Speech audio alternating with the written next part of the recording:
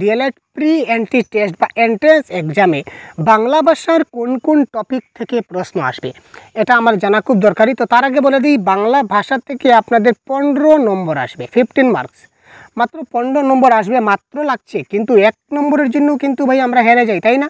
এখানে মনে করবেন যে 15 নম্বর দিয়ে কী হবে, কিন্তু 1 নম্বরের জন্য কিন্তু আমরা পরীক্ষা ফেল করি, তাই না? এবং 1 নম্বরের জন্য কিন্তু আমরা জিততে না পারি, আমরা মেরিট লিস্টে ঢুকতে না পারি।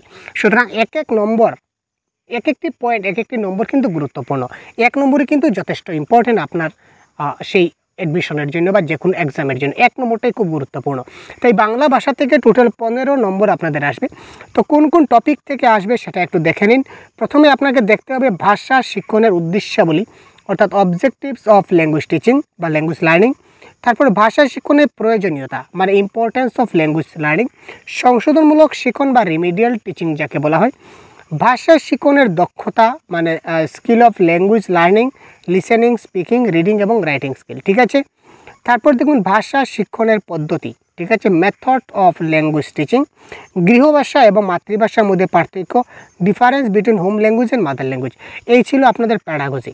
এই প্যাডাগজির মাত্র 6টা টপিক যদি আপনারা স্টাডি করুন তাহলে খালাস, আর এর বেশি আপনাদের লাগবে না, ঠিক আছে, অ্যাকর্ডিং টু অফিসিয়াল সিলেবাস।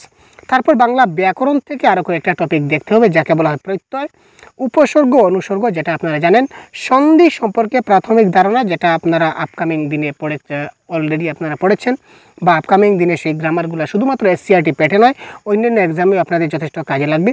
তারপর লিঙ্গ, তারপর একবচন এবং বহুবচন বা ক্রিয়াপদ, সকর্মক্রিয়া, অকর্মক্রিয়া, তারপর আমাদের রয়েছে যৌগিক ক্রিয়া, ঠিক আছে। তারপর আরও অনেক ধরনের ক্রিয়া রয়েছে, সেগুলো দেখতে হবে, ঠিক আছে ভাই।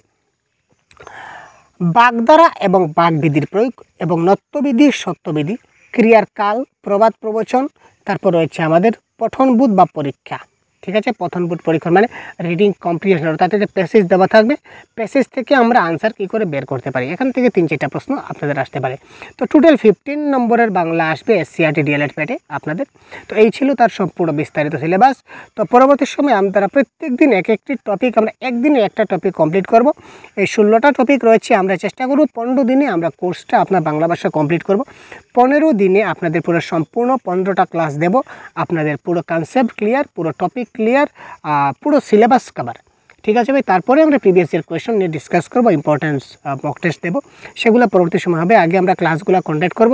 সুতরাং যদি আপনারা সাথে না থাকুন অবশ্যই আপনারা সাথে থাকুন আমাদের, এবং যদি নতুন হয়ে থাকেন চ্যানেলকে সাবস্ক্রাইব করুন এবং বন্ধুদেরকে শেয়ার করুন, যাতে করে তারা আমাদের এই চ্যানেলের মাধ্যমে তারা যাতে এসসিআরটি ডিএলএড প্যাটের সম্পূর্ণ সিলেবাস তারা কভার করতে পারে, ঠিক আছে ভাই। তো দেখুন আমরা প্রথমেই বাংলা ব্যাকরণ দিয়ে শুরু করছি না বাংলা প্যাডাগজি দিয়ে শুরু করছি, সেটা আপনাদের মতের উপর ডিপেন্ড করবে। আপনারা কমেন্ট করবেন, আপনারা কমেন্ট করে জানাবেন যে স্যার প্যাডাগজি প্রথমে চাই তাহলে প্যাডাগজি করব। আপনারা যদি বলেন না স্যার প্রথমে গ্রামারগুলো শেষ করি তারপর প্যাডাগজি ধরবো, তো আপনারা যা বলবেন সেই নিয়ে আমরা ক্লাস শুরু করব খুব শিগগিরই। সুতরাং দেরি না করে খুব তাড়াতাড়ি আপনারা কমেন্ট করে জানিয়ে দিন যে কোন বিষয়ে আপনাদের ক্লাস সর্বপ্রথমে চাই। সবগুলো কভার হবে, ডোন্ট ওয়ারি। তো প্রথমে কোনটা করব সেটা আপনারা প্রথমে বলুন, যা বলবেন আমরা সেই মতে আমরা ক্লাসটা কী করব, কন্ডাক্ট করব। তো ভালো থাকবেন, সুস্থ থাকবেন, আমাদের সঙ্গে থাকবেন। আজকে এই পর্যন্তই, ধন্যবাদ।